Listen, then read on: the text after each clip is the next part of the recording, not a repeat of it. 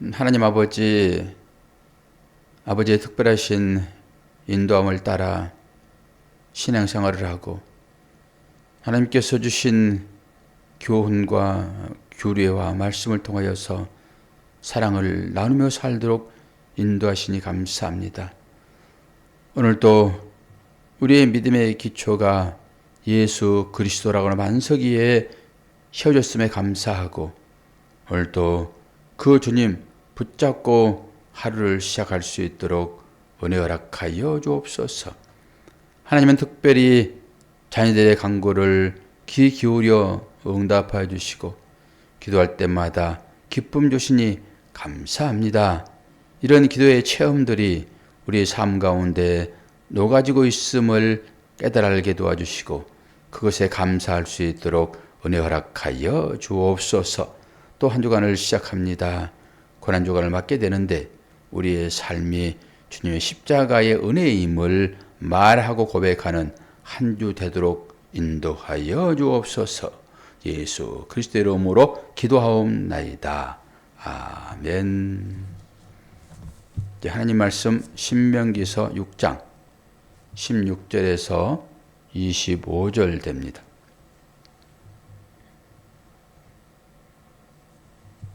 신명기 6장 16절에서 25절 제가 봉독합니다. 너희 중에 계신 하나님, 너희 하나님 여호와는 질투하는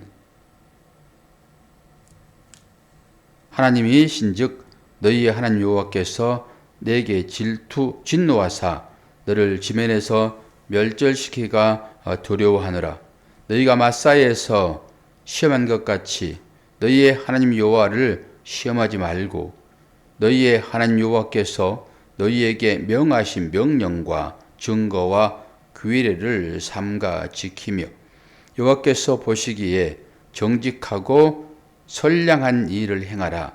그리하면 내가 복을 받고 그 땅에 들어가서 여호와께서 모든 대적을 내 앞에서 쫓아내시겠다고 내 조상들에게 맹세하신 아름다운 땅을 차지하리니 여호와의 말씀과 같으니라.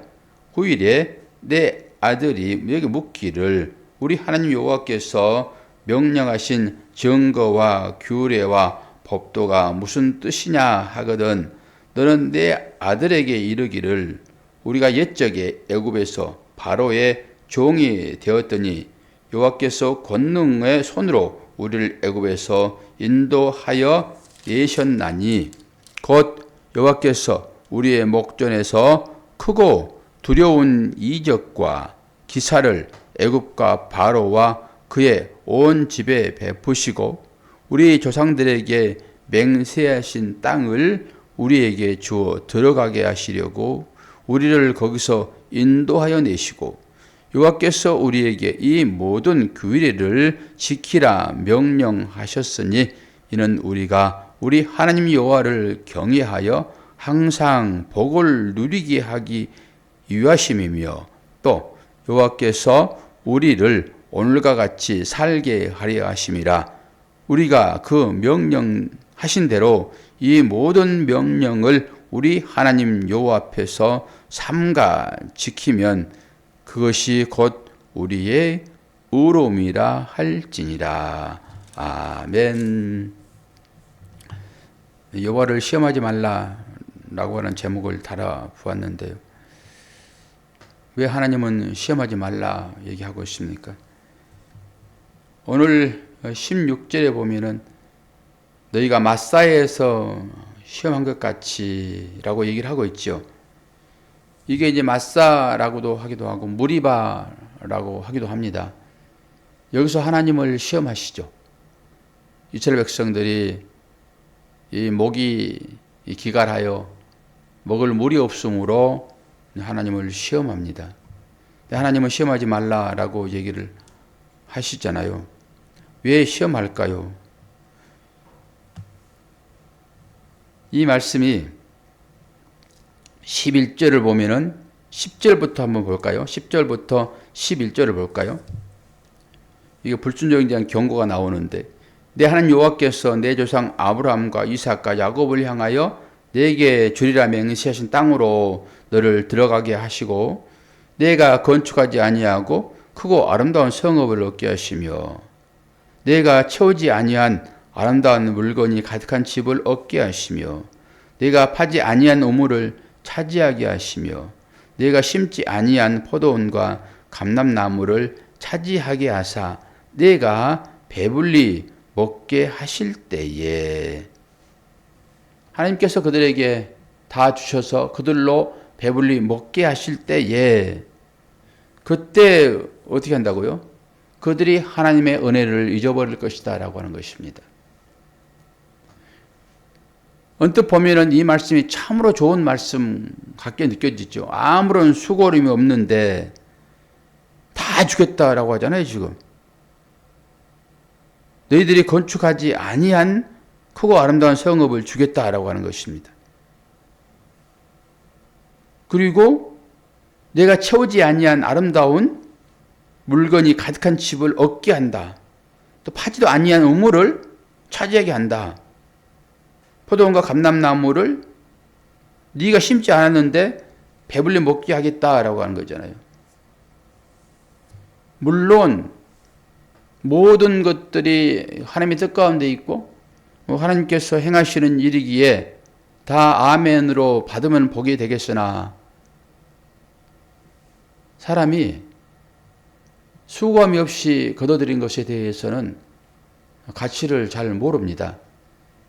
그게 은혜라고 하는 것이 그런 거잖아요. 은혜는 우리가 노력하여 받은 게 아니죠. 구원은 은혜로 주어진 거잖아요.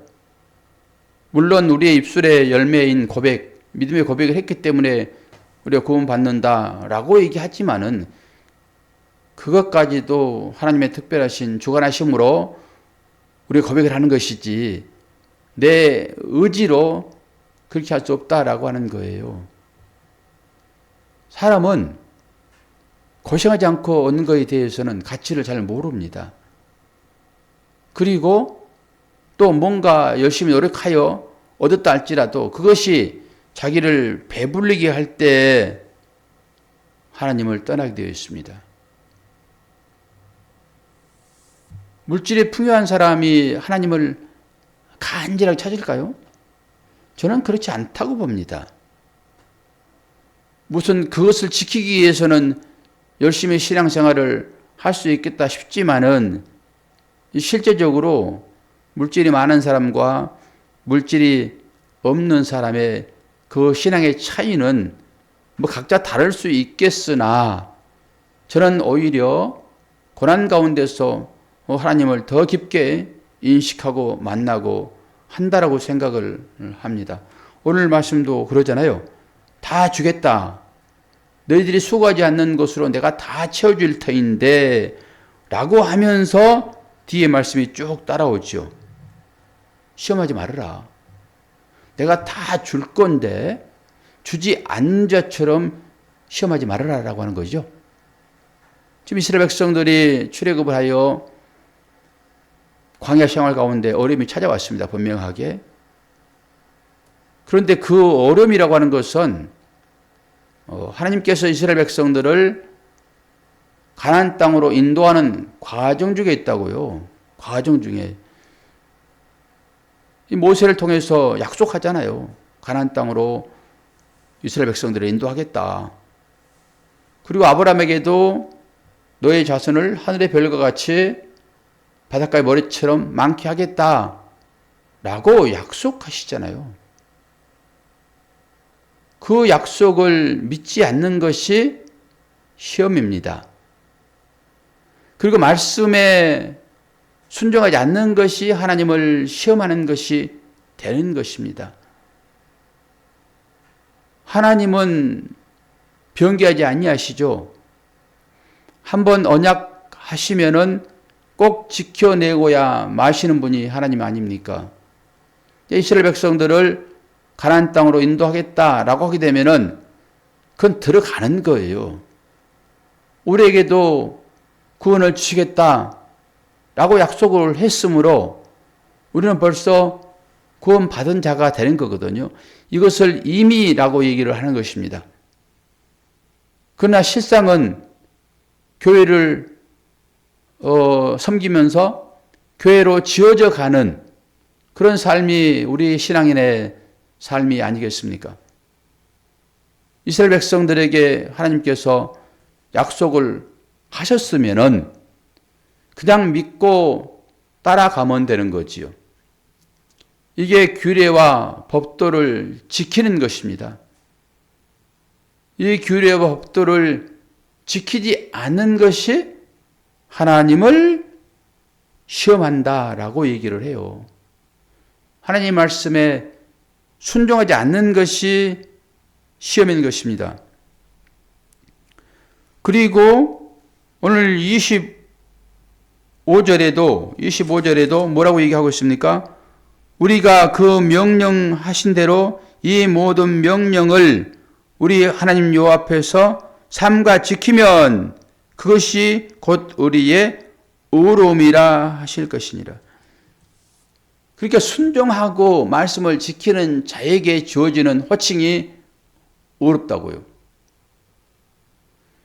우리들로 하여금 선한 행위를, 착한 행위를, 정직한 행위를 하라라고 얘기를 하잖아요. 18절에 여호와께서 보시기에 정직하고 선량한 일을 행하라. 그리하면 내가 복을 받고 그 땅에 들어가서 여호와께서 모든 대적을 내 앞에서 쫓아내시겠다고 내 조상들에게 맹세하신 아름다운 땅을 차지하리니 여호와의 말씀과 같으리라. 이 여호와의 이 언약의 말씀을 믿고 살아가느냐, 그렇지 않느냐가 결국 하나님을 시험하는 것이 되고 마는 것입니다. 우리가 로마서 2장 13절에 보면은 하나님 앞에서는 율법을 듣는 자가 의로운 사람이 아니요 오직 율법을 행하는 자가 의롭다 하심을 얻으리라. 로마서는 율법과 복음에 대한 얘기잖아요. 그리고 사도 바울은 행함으로 구원받는 것이 아니라 믿음으로 구원받는다라고 하는 것이 로마서의 대전제입니다. 주제인 것이고.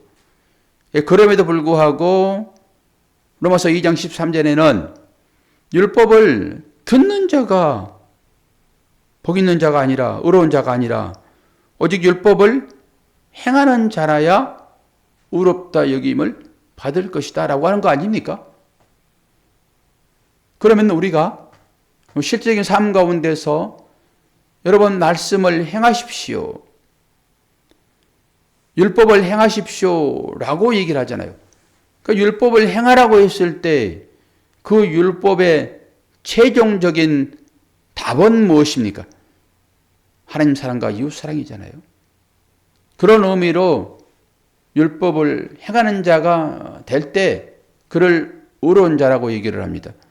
그러면은 우리가 과연 하나님께서 원하시는 바 그 온전한 율법을 지킬 수 있는 자가 되는가라고 하는 의문을 가지셔야 됩니다.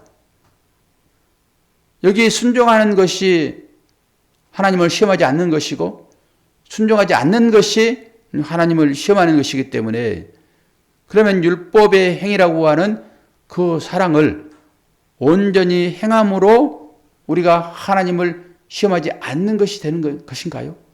생각을 조금만 해보십시오. 과연 그렇게 하는 것이 하나님을 시험하는 것이 아닌가? 따라서 우리에게는 율법을 행할 만한 힘이 없습니다. 여기서 얘기하는 신명기서가 우리에게 가르치고 있는 것은 뭘 얘기하는 것이죠? 여기 정직하고 선량한 일은 누구만 할 수 있습니까? 오직 예수 그리스도 외에는 이 하나님 앞에서 정직한 일을 행할 수 있는 다른 사람은 없고 오직 예수 그리스도만이 그 일을 행할 수 있는 것입니다. 우리가 어떻게 하나님의 선한 일을 행할 수 있겠습니까? 그 하나님 보시기에 어떻게 우리가 정직한 자가 될 수 있냐고요. 지금 그렇게 행할 때 하나님은 그들을 약속한 땅에 들여보내겠다라고 얘기를 하죠. 우리는 할 수 없으나 주님이 그 일을 대신 행하신 것입니다. 그걸 믿는 것이 믿음이지요. 그리고 이 말씀을 구약의 가나안 땅 실적인 그 일이지만은 현실적으로 우리의 삶으로 이 말씀을 당겨서 해석을 다시 해보면은 과연 우리의 삶 가운데서 하나님께서 원하시는 그런 진정한 정직함과 선량함이 있느냐? 그렇지 않다. 그런데 하나님은 약속으로 지금 우리에게 이 말씀이 주어지고 있잖아요. 그럼 어떻게 하나님은 하나님 백성들을 가나안 땅으로 하나님 나라로 들어가게 하실까요? 우리 자신을 보면은 분명히 알죠.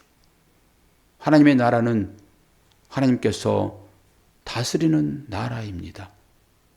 다른 얘기로 하나님의 규례와 율법이 살아있는, 그래서 그 하나님의 말씀에 순종하는 자들의 삶이 곧 하나님 나라이죠. 하나님 나라가 어디에 건설되어 있을까요? 우리의 마음 가운데 하나님 나라가 건설되어 있잖아요. 그래서 눈을 들어서 눈에 보이는 거기를 보는 것이 아니라 눈을 들어서 내 안에 거주하신 하나님, 그분을 볼 수 있도록 우리의 시선을 바꾸신다라고 얘기를 해도 전혀 무리는 아닙니다.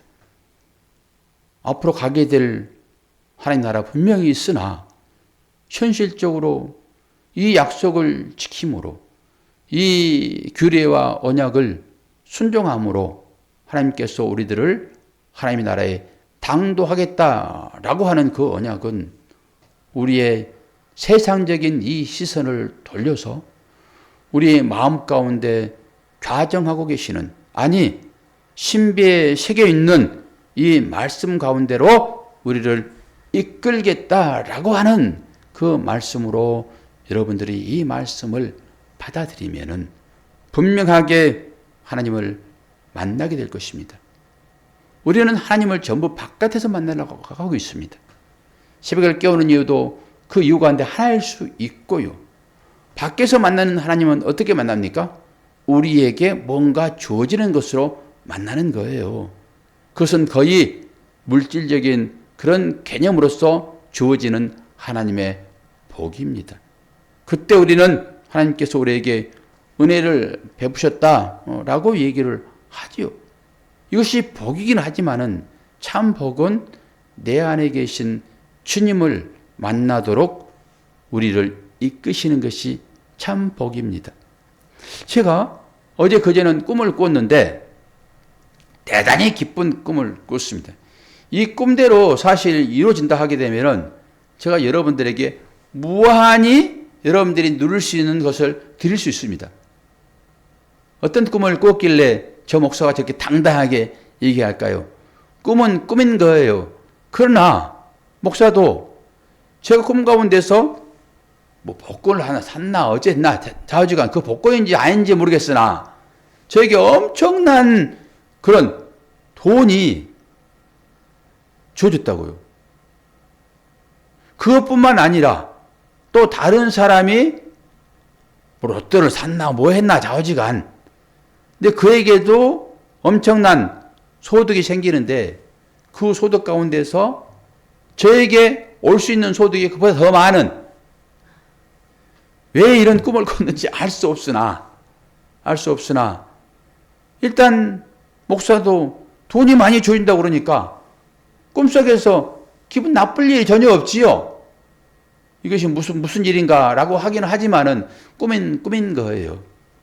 꿈인 것입니다. 그리고 나서 어제 그제는 기도를 조금 모든 성도들을 가정을 놓고 기도를 하고 자녀들 이름 생각 안 나면은 이 핸드폰을 켜가지고 전부 이름을 찾아가지고 한바탕 기도를 이제 하고 났는데 그때 희미하게나마 하나님께서 오늘 새벽기도 걸어 나오는데 이것도 하나의 사인이 아닌가. 하나님께서 목사의 기도를 들으시는 증거로 아주 작은 일이지만은 그렇게 역사하지 아니하였나라고 그렇게 자평을 해 보았습니다. 하나님은 우리의 기도에 응답하십니다. 우리가 너무 큰 꿈을 꾸고 있어서 그 응답하심이 잘 인식되지 않을 수는 있으나 하나님은 절대적으로 하나님의 자녀들이 기도하는 것에 방관하지 아니하십니다. 관심 가지시고 늘 인도하신다라고 하는 이 사실들을 여러분 인식하십시오. 오늘 신명기서를 통해 가지고 우리에게 주어지는 말씀이 여호와의 규례와 법도를 지키라. 그 법도와 규례를 지키지 않는 것이 하나님을 시험하는 것이다.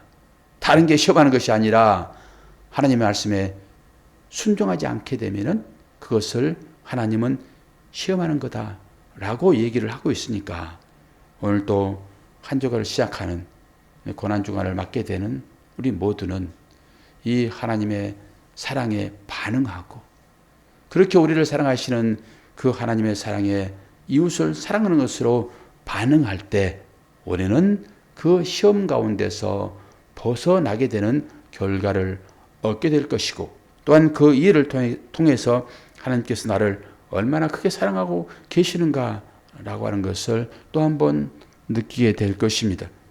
또 한 주를 시작하는 여러분 축복하고 오늘 또 삶의 그 자리에서 주님의 사랑을 드러내는 여러분 되기를 축원합니다. 기도하겠습니다.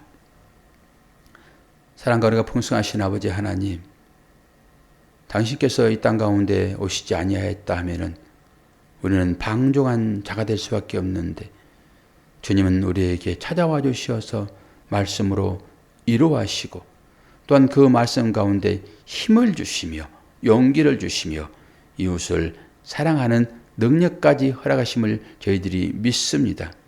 이 고난주간을 맞이하면서 우리가 하나님 앞에 무엇으로 보답해야 될 것인지를 깊이 생각하고 작은 것 하나라도 말씀을 지켜내는 우리 모두가 되도록 축복하여 주옵소서. 예수 그리스도의 이름으로 기도하옵나이다. 아멘.